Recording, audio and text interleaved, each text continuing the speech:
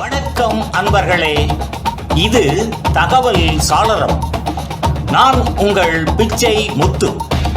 தகவல் சாளரம் வழங்கும் போர்களின் பிடியில் பூமியின் மடி. இந்தியா சீனா இடையிலான வலிமிகுந்த போரின் வரலாற்றை கூறும் தொடர் இதோ வருகிறது. இன்றைய காணொளி. புத்தன் வந்த திசையிலே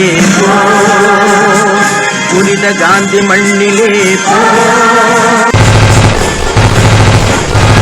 முன்னேறி செல்லும் கொள்கை தவறான கணக்கா? சில நேரங்களில் ஒரு நாடு போருக்கு தயாராகாது, ஆனால் போர் அந்த நாட்டை தேடி வரும். 1960களின் தொடக்கத்தில் இந்தியா அப்படித்தான் இருந்தது.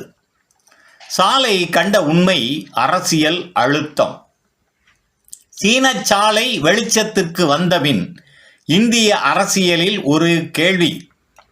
இனி அடுத்தது என்ன? எல்லைகள் உடைந்திருந்தன, நட்பு மங்கியிருந்தது, மக்கள் கோபத்தில் இருந்தனர். நேரு ஒரு தீர்மானத்தை எடுக்க வேண்டிய கட்டாய நிலை. முன் செல்லும் கொள்கை, ஃபார்வேர்ட் பாலிசி. என்ன அது? 1961 இந்திய அரசு ஒரு புதிய கொள்கையை அறிவித்தது.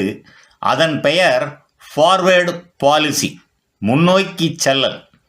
அதன் கருத்து, சர்ச்சைக்குரிய எல்லைப் பகுதிகளில் இந்திய முன்னணி முகாம்கள் சீன படைகளுக்கு அருகில் நிலைபெறுதல், நாம் இங்கே இருக்கிறோம் என்று காட்டுதல்.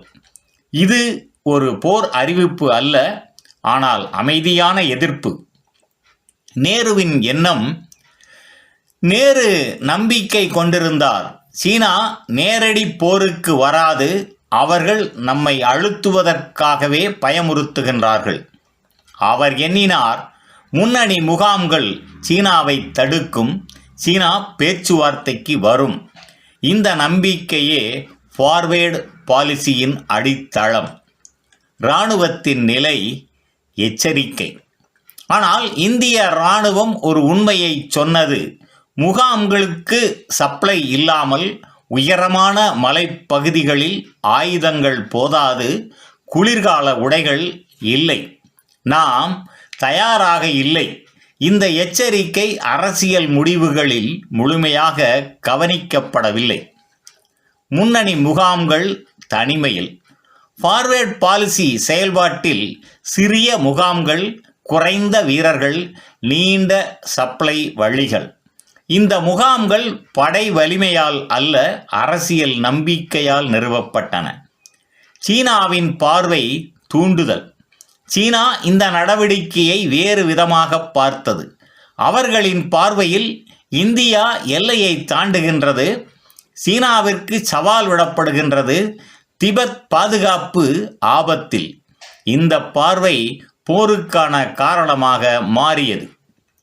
எல்லை மோதல்கள் பதற்றத்தின் உச்சம். 1961-62 முகாம்கள் சூழப்பட்டன.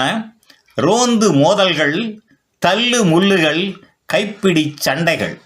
துப்பாக்கி சத்தம் இல்லை, ஆனால் போர் நெருங்கிக் கொண்டிருந்தது. அமைதி இன்னும் சாத்தியமா? இந்த தருணத்தில் இந்தியா பின்னடைவதா, சீனா பேச்சுவார்த்தையா? இரண்டும் நடக்கவில்லை. ஏனெனில் மரியாதை அமைதியை விட முன்னிலை அடைந்தது. ஃபார்வேர்ட் பாலிசி தவறா? வரலாறு கேட்கும் கேள்வி. கொள்கை தவறா? செயல்பாடு தவறா? மதிப்பீடு தவறா? ஒரு விஷயம் மட்டும் தெளிவு, ஃபார்வேர்டு பாலிசி போரின் கடைசி படிக்கட்டாக மாறியது. நிறைவாக, ஃபார்வேர்டு பாலிசி ஒரு பாதுகாப்பு முயற்சி, ஆனால் அது ஒரு தவறான கணக்காக வரலாற்றில் பதிந்தது. அந்த கணக்கின் விலை இமயத்தில் விரைவில் உயிர்களால் செலுத்தப்படும். நன்று நண்பர்களே, இந்த தொடரின் பிறிதொரு காணொளியில் மீண்டும் சந்திப்போம். நன்றி, வணக்கம். புதியதோர் உலகம் செய்வோம், கெட்ட போரிடும் உலகத்தை வேரோடு காய்ப்போம். உலகம்